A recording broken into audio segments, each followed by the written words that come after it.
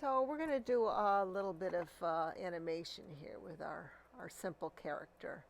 He's got his features moving across, and it kind of creates the illusion of animation.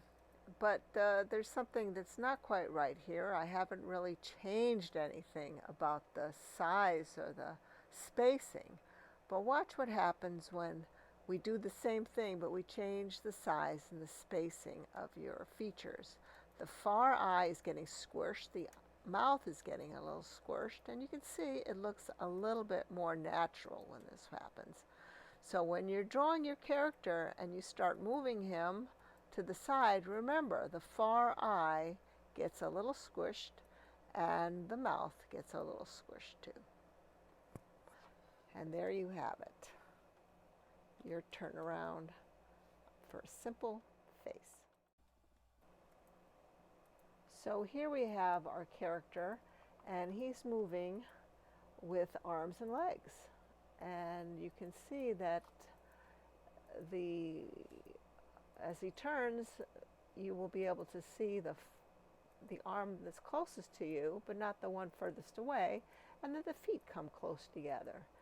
And so you have to remember this when you draw your character, that the arms and the legs have to move as well as the rest of the features. So here is a simple circle character, and what we're going to do is we're going to turn him, and we're going to be using some tricks that animators use, because when a circle turns in three-dimensional space, it stops being a circle and becomes something called a sphere. And there's tricks to doing this, and I hope that this will show you a little something about how to keep a character's features stable when turning him around, and also showing you how to make him look spherical when he turns around. So what we're going to do here is give your character a midline. He's right smack in the middle, so you know that his eyes go on either side of the midline. And then we're going to give him a guideline here, so we know where to put his hands and where to put the bottom of his eyes. And we're going to add a second guideline for his other eye up here. Now we're going to start moving him to the side. So you'll see what happens.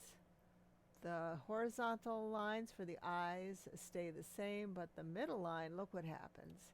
It turns on a curve, and he looks like a round character. See? Until he gets all the way to the side. And then he comes back. My dog is commenting on my art, I guess. And there he goes back. And, you know, you can throw him in the other direction too. And it doesn't make a difference. And he will turn. And what you'll be seeing is the midline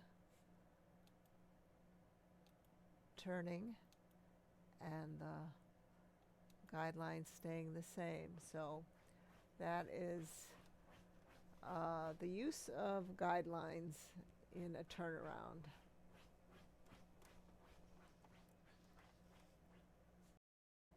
So this is a model sheet from the character SpongeBob SquarePants, which is an actual model sheet which they give the animators when they draw SpongeBob for the cartoon television show. And you can see that they give you the same guidelines that we're using.